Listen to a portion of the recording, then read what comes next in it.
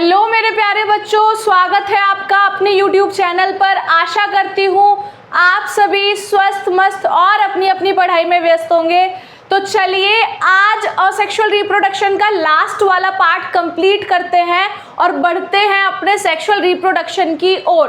आज का हमारा लास्ट टॉपिक होने वाला है असेक्सुअल रिप्रोडक्शन का वेजिटेटिव प्रोपोगेशन। तो बिना किसी देरी के वीडियो के अंदर चलते हैं। तो आज का टॉपिक है वेजिटेटिव प्रोपोगेशन बेटा। तो यहाँ पर क्या बोला गया है, वेजिटेटिव जो टर्म यूज किया जाता है ना बेटा, वो यूज किया जाता है प्लांट्स के टर्म्स में। अगर हम प्लांट्स की बात करें तो वहाँ वेजिटेटिव टर्म यूज किया जाता है। और प्रोपोगेशन जो टर्म आया वो आया है एक टर्म से, दैट इज प्रोपेग्यूल। किससे आया है बेटा?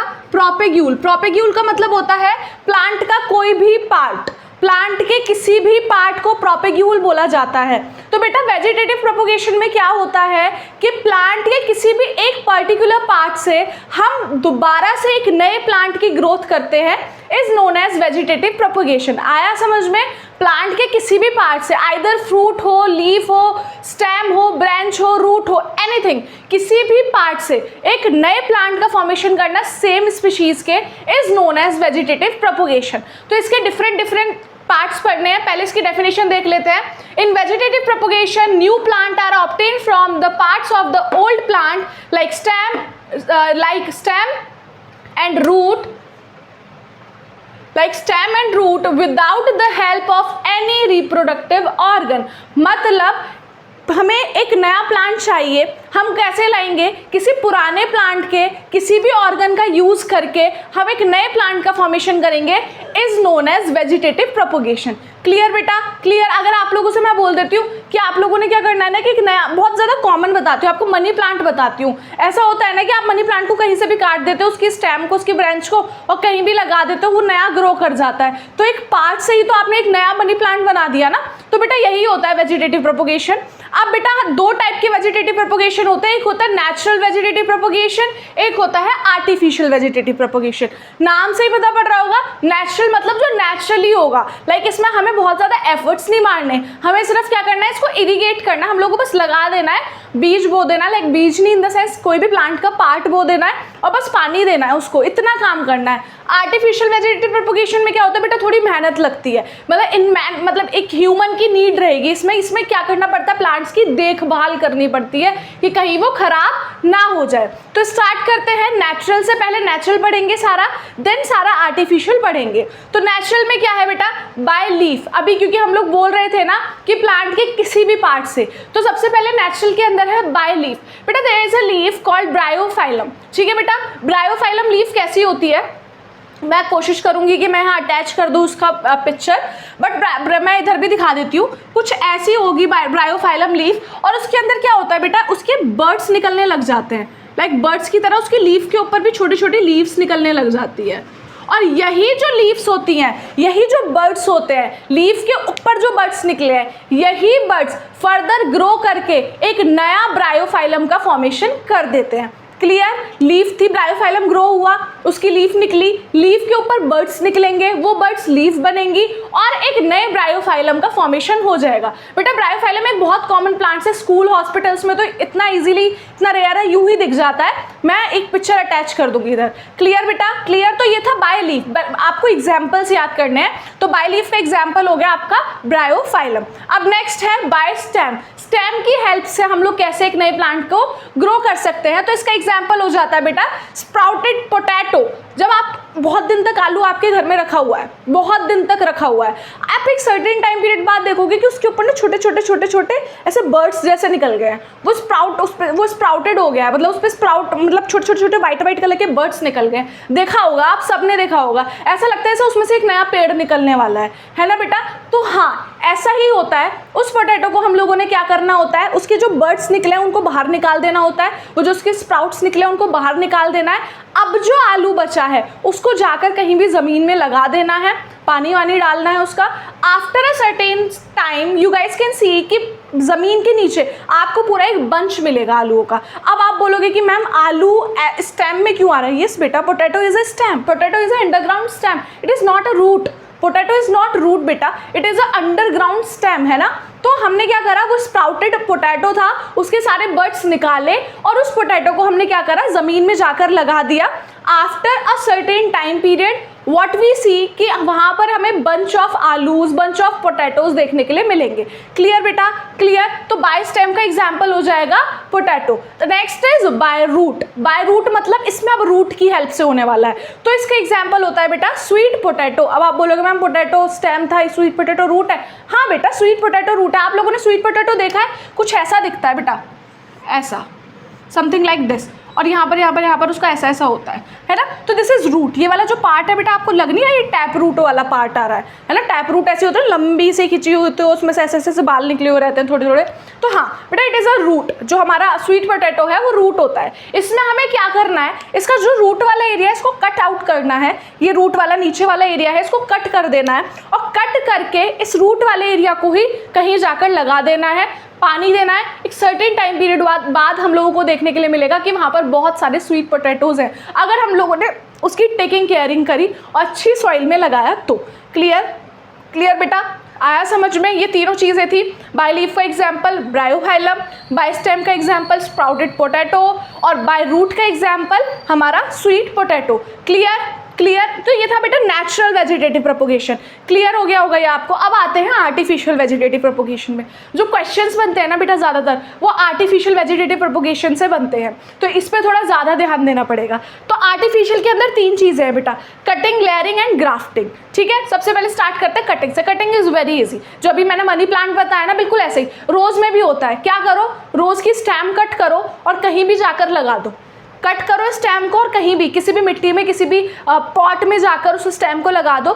एक सर्टेन टाइम पीरियड बाद आपको क्या दिखेगा कि वहाँ पूरा एक रोज़ का पूरा प्रॉपर प्लांट है जिसमें रोज़ भी आ रहे हैं। इवन दो मैंने बहुत किया है, ये मैंने मनी प्लांट के साथ बहुत किया। मनी प्लांट को कहीं से भी कट करो, पानी में भी लगा दोगे तो भी वो ग्रो कर जाएगा, है ना। तो बेटा ये एग्जाम्पल होता है कटिंग का, क्योंकि इसके अंदर हम लोग क्या कर रहे हैं, कट कर रहे हैं एक पार्ट को और जाकर लगा दे रहे हैं, तो this is cutting. Clear, example इसका हो जाएगा रोज या फिर मनी प्लांट भी ले सकते हो आप लोग।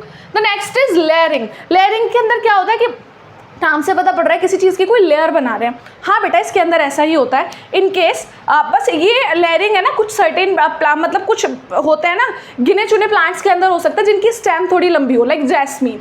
क्या होगा, जैसे ये जैस्मीन का बहुत बड़ा सा प्लांट है, like this is jasmine plant. Suppose ये जैस्मीन प्लांट है, हम क्या करेंगे बेटा, ये वाली जो इसकी ब्रांच आ रही होगी ना, जो ये वाली ब्रांच आ रही होगी जैस्मीन की, इसको ज़मीन में ऐसे लगा देंगे। दिस इज ज़मीन, दिस इज ज़मीन, ये पूरा ज़मीन है, सॉइल है बेसिकली। ये सॉइल में तो लग रहा होगा जैस्मीन भी, तो ये पूरा सॉइल है बेसिकली। तो हम क्या करेंगे, इसमें दबा देंगे, इसको यहाँ दबा देंगे। एक सर्टेन टाइम पीरियड बाद यहाँ पूरा एक जैस्मीन का प्लांट आ जाएगा। जैसे ही पूरा जैस्मीन का प्लांट आएगा, हम लोग क्या कर देंगे, इसको कट कर देंगे। वहाँ पर एक प्लांट, पर्टिकुलर प्लांट होगा, ये प्लांट अपना प्लांट रहा। क्या करना है, बस जैस्मीन का जो बड़ा सा ब्रांच दिखा, उस ब्रांच को हम लोगों ने सॉइल में दबा दिया। सर्टेन टाइम पीरियड बाद वहाँ पर एक और नया जैस्मीन आ जाएगा, कट कर दो, वो एक जैस्मीन हो गया, ये एक जैस्मीन हो गया। Clear, clear. तो ये किसका एग्जाम्पल था, कटिंग का, लेयरिंग का, सॉरी। कटिंग में हम लोगों ने रोज एंड मनी प्लांट पढ़ लिया, लेयरिंग में हम लोगों ने देख लिया jasmine. Now move towards the grafting. बेटा ग्राफ्टिंग एक बहुत ही ज़्यादा लाइक इम्पॉर्टेंट है टॉपिक बेटा। ग्राफ्टिंग बहुत कम देखने के लिए जाती है, लाइक इतनी ज़्यादा ग्राफ्टिंग नहीं देखी जाती।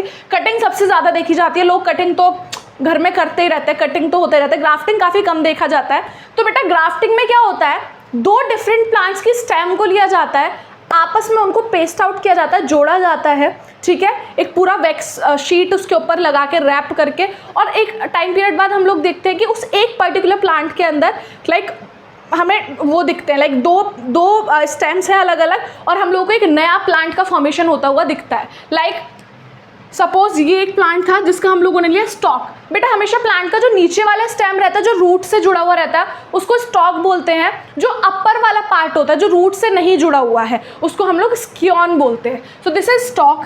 स्टॉक लिया, लाइक दिस इज स्टॉक। हम लोगों ने इसको ऐसे कट किया, कुछ शेप में कट किया जिससे कि सेट हो जाए एकदम। दिस इज स्टॉक, क्योंकि रूट से जुड़ा हुआ पार्ट है। This is stock.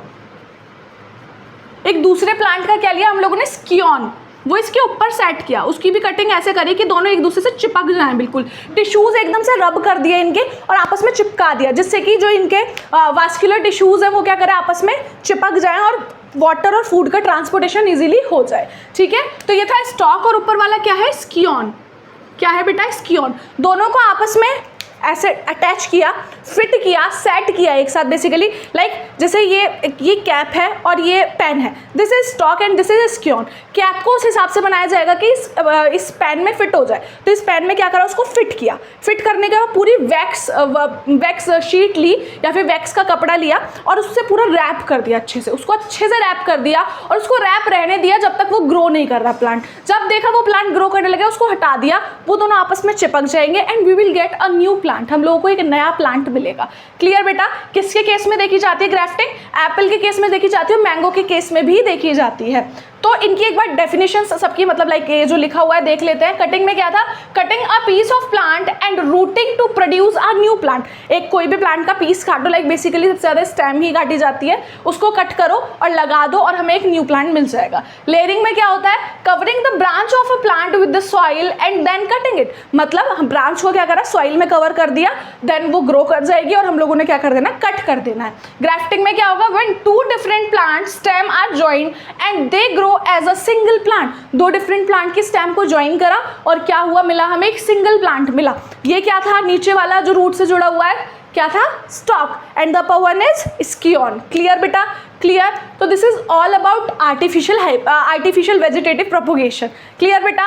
अब हम लोगों को एक और चीज़ पढ़नी है जो कि काफ़ी इंपॉर्टेंट है, टिश्यू कल्चर। बेटा टिश्यू कल्चर ना सबसे सही तरीका है बेटा। इसके अंदर क्या होता है, हम लोगों को बहुत ज़्यादा वेरिएशन देखने के लिए नहीं मिलता, इसके अंदर कोई वेरिएशन देखने के लिए नहीं मिलेगा और लाइक काफ़ी और मतलब बढ़िया रहता है कुल मिला के। टिश्यू कल्चर के अंदर क्या करते हैं, किसी भी प्लांट का कोई भी पार्ट लेते हैं, सपोज लीफ ले ली, लीफ से क्या करेंगे, टिश्यूज़ निकालेंगे, उसके टिश्यू रब करेंगे, टिश्यू निकालेंगे। यहाँ पर एक कैलस जैसा एक स्ट्रक्चर लाइक एक बर्तन जैसा होता है बेटा, अगार अगार सोल्यूशन रहता है उसके अंदर। अगार अगार सोल्यूशन क्या रहता है, बहुत थिक रहता है, जो कि टिश्यूज़ को ना अपने आप से चिपका लेगा, टिश्यूज़ को कहीं जाने नहीं देगा। अगार अगार सोल्यूशन रहता है और साथ में इसके अंदर बहुत सारे हॉर्मोन्स रहते हैं जो कि प्लांट को ग्रो कराने के लिए हेल्पफुल होते हैं। क्लियर बेटा? काफ़ी सारे हॉर्मोन्स रहेंगे इसके अंदर। तो इस कैलस के अंदर क्या करा, इस टिश्यूज़ को सारे को डाल दिया, इसके अंदर डाल दिया। एक सर्टेन टाइम पीरियड बाद व्हाट वी गाइस सी कि हम लोगों को बहुत सारे प्लांटलेट्स देखने के लिए मिलेंगे। प्लांटलेट्स मतलब छोटे छोटे पौधे देखने के लिए मिलेंगे।